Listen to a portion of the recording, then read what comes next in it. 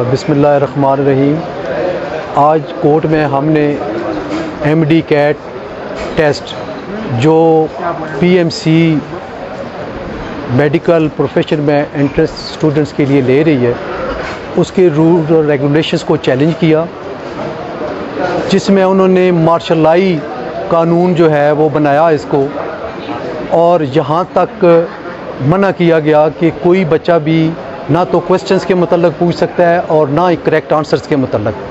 इसके अलावा और बेशुमार इसमें ऐसे लूप होल्स हैं जो बच्चों के लिए बहुत ज़्यादा नुकसानदेह हैं। मेरे पास वो स्टूडेंट्स भी हैं जो अपने अपने बोर्ड के टॉपर्स हैं, मैट्रिक में भी और FSC में भी, लेकिन उनको टेस्ट में फ़ेल कर दिया गया।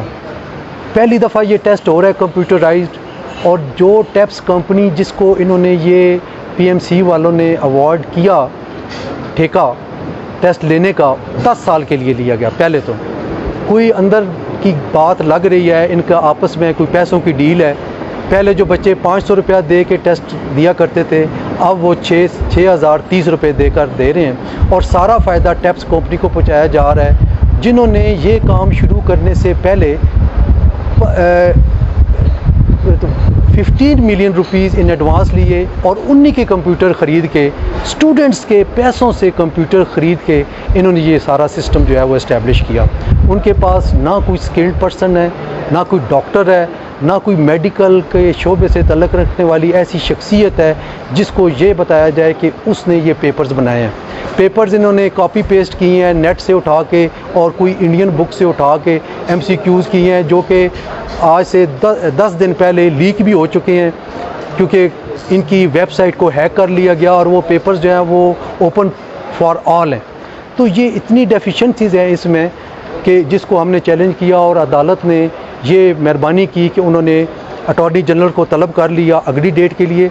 और इसमें मैं ये बताता चलूँ कि इन बच्चों की ये डिमांड है कि हमारा पेपर जो पहले मैनुअली लिया जाता था with pen and paper along with carbon paper, और पूरे पाकिस्तान में एक दिन होता था, और जिसमें वो बाद में की मिलती थी, और बच्चा और उसके वालिदैन मुतमिन होते थे, उनको पता होता था कि पेपर में क्या है, क्योंकि कार्बन कापी उनके पास होती थी, वो की वो देख के तो करेक्ट आंसर का उनको पता चल जाता था।